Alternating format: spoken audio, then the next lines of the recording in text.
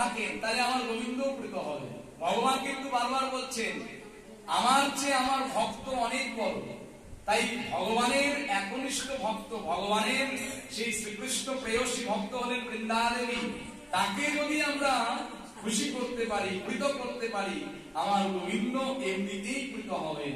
এমনিতেই আমরা গোবিন্দের সেই একনিষ্ঠ ভক্ত আমরা হতে পারবো। তাহলে ভক্তের আরাধনা আমাদের করতে হবে, তাই তো?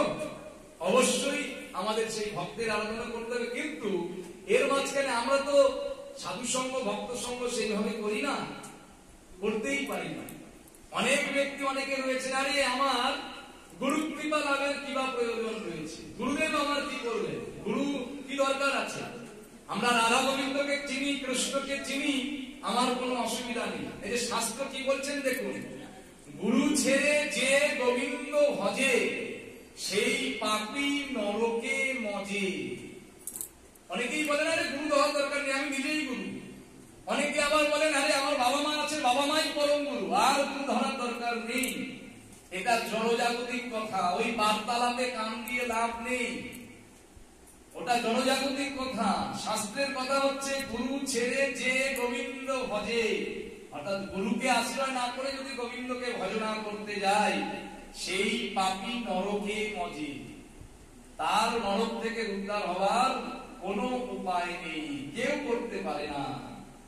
সুতরাং গুরু চরণে গিয়ে আমাদের গুরু পাদপদ্মে আশ্রয় নিয়ে গোবিন্দ ভজন করার নির্দেশ দেওয়া হয়েছে বিভিন্ন শাস্ত্রে। অর্থাৎ গুরুদেবকে তুমি না পেলে গোবিন্দকে কখনোই পাবে না।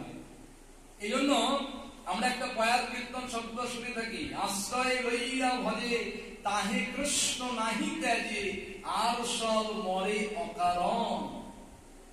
যারা গুরুদেবের চরণ আশ্রয় করে গোবিন্দের ভজনা করছেন তাকে গোবিন্দ কখনোই ত্যাগ করতে পারবেন না, কখনোই পারবেন না।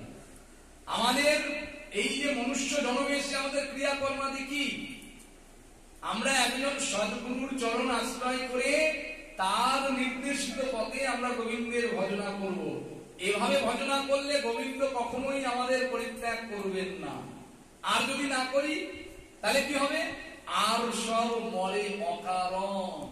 তাদের দেখুন এই যে মৃত্যু শিবনে যে চলে আসে, এমনিতেই তারা মারা যান, অকারণে, কোনো কারণ ছাড়াই তারা মৃত্যু মুখে পতিত হন।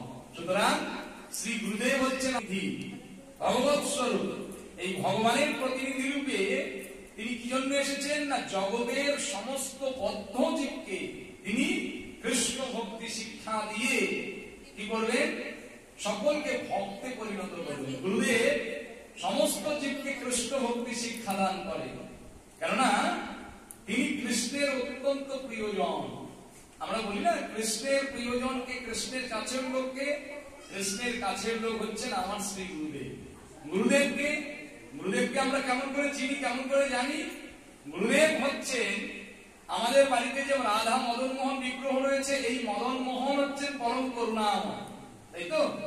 এই মদন মোহনের মধ্যে যত করুণা রয়েছে, এই করুণাকে যদি একত্রিত করে কোনো একটা সাঁচে ফেলে অবয়ব দেওয়া হয়, এই করুণা ঘন বিগ্রহই বলেন আমার শ্রী গুরুদেব। অর্থাৎ মদন মোহন প্রভুর যত করুণা সব আমার শ্রী গুরুদেবের মধ্যে রয়েছে। সুতরাং এই শ্রী গুরুদেবের চরণাশ্রয় করে যারা গোবিন্দ ভজন সাধন করবেন তাদেরই ভজন সাধন হবে যথার্থ, নচেৎ কোনো লাভ নেই, কোনোভাবেই সে ভজন করতে পারবেন না। তাই গুরুদেবকে সাক্ষাৎ ভগবত জ্ঞানে পূজা করতে বলা হয়েছে। আমরা শিষ্যগণ, ভক্তগণ গুরুদেবকে ভগবান রূপে জ্ঞান করব, কিন্তু গুরু সেবায় একটা বিধি নিষেধ আছে, এটা খেয়াল রাখতে হবে। এক্ষুনি বলা হলো গুরুদেবকে কৃষ্ণ জ্ঞানে পূজা করব, কিন্তু দেবের চরণে কখনোই গঙ্গা জল এবং তুলসী পত্র দেব না, তাহলে ঘোরতর অপরাধ। একমাত্র আমাদের পঞ্চতত্ত্বের মধ্যে গৌরসুন্দর, নিতাই চাঁদ এবং অদ্বৈত প্রভুর চরণে তুলসী পত্র থাকবে, গদাধর পণ্ডিত এবং শ্রীবাস পণ্ডিতের মস্তকে বা হৃদয়ে থাকবে তুলসী পত্র, আর শ্রী গুরুদেবের মস্তকে বা হৃদয়ে তুলসী পত্র দিতে হবে, কখনোই চরণে নয়। এটা কিন্তু অবশ্যই খেয়াল রাখতে হবে। কিন্তু ভক্ত সর্বদা ভাববেন আমার গুরুদেবই হলেন আমার গোবিন্দ।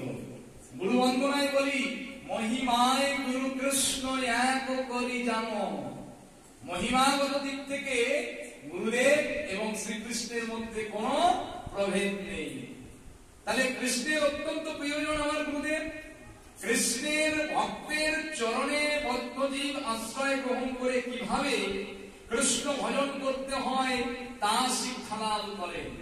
তাহলে কৃষ্ণের যিনি প্রিয়জন সেই গুরুদেব, এই গুরুদেবের চরণে যদি আমরা আশ্রয় গ্রহণ করি তাহলে একটা পদ্মজীব, আমরা তো পদ্মজীব সংসারের পাকের মধ্যে বাধা পড়ে আছি, এই পদ্মজীব তিনি কি করতে পারেন, মানে কৃষ্ণ নামে কৃষ্ণ ধামে যাওয়ার সুযোগ লাভ করতে পারে এবং অবশেষে অন্তিম দিবসে তার সেই পরম ধাম লাভ সৌভাগ্য লাভ হয়।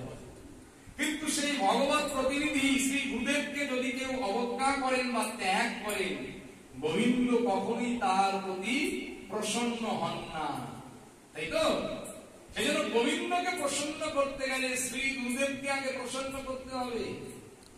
তার মানে কি গুরুদেবের বাড়িতে এলেই তার ব্যাগের মধ্যে 1 লক্ষ টাকার একটা বান্ডিল দিয়ে দিতে হবে, এটার অর্থ এটা নয়। গুরুদেব কখনো আপনার কাছে অর্থ যাচনা করেন না। সৎ গুরুদেব কি চান, যে আগে আমার ভক্ত ঠাকুর ঘরে যেতই না, আগে আমার ভক্ত একাদশী ব্রত পালন করতই না, আগে আমার ভক্ত কোনোদিনই আমিষ যে ছেড়ে দেবে সেটা ভাবতই না। আমি 1 বছর পরে এসে দেখছি সে একাদশী ব্রত পালন করে, সে ঠাকুর ঘরে নিষ্ঠা সহ জপ করে। আগে তুলসী মালা করতে চাইতো না, এখন তুলসী মালা করছে। আগে তিলক সেবা করতো না, এখন তিলক সেবা করছে এবং সে আমিষটাকেও পরিত্যাগ করেছে। গুরুদেব এটা চান। গুরুদেব 1 লক্ষ 2 লক্ষ টাকা চান না। গুরুদেবের কাছে অর্থের কোনো প্রয়োজন নেই, এটা তো জড়জাগতিক জীবের প্রয়োজন, গুরুদেবের কোনো প্রয়োজন নেই। তাহলে গুরুদেবকে প্রসন্ন করতে হলে আমাদের প্রকৃষ্ট ভাবে সাধন ভজন করে আমরা গুরুদেবের চরণে গুরুদেবকে যেন প্রসন্ন করতে পারি, এই চিন্তা ভাবনাটাই আমাদের অন্তরে রাখতে হবে।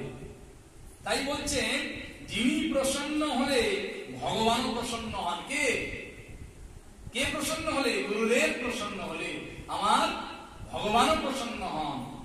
আর যিনি প্রসন্ন না হলে তার কোনো গতি থাকে না। আমরা যদি গুরুদেবকে প্রসন্ন না করতে পারি কোনোদিনই তো পারবো না, কোনো গতিই আমার হবে না।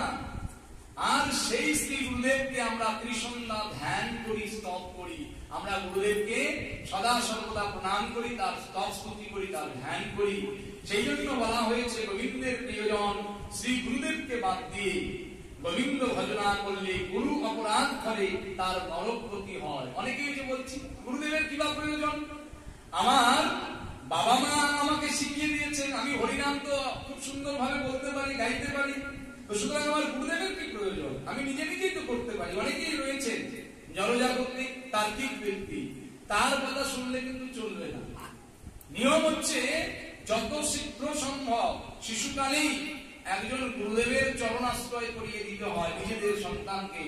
তাহলে ওই গুরু কৃপা বলে সে উত্তরোত্তর তার শ্রীবৃদ্ধি হতে থাকে এবং গুরুকে অবজ্ঞা করলে, গুরুকে মনুষ্য জ্ঞান করলে সেই অপরাধ ফলে তার অবধারিত নরকগতি লাভ হয়।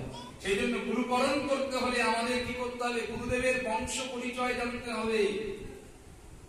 আমরা এখন অনেক গুরুকরণ করছি, সেই গুরুদেব তার প্রকৃত নাম কি সেটা জানি না। অর্থাৎ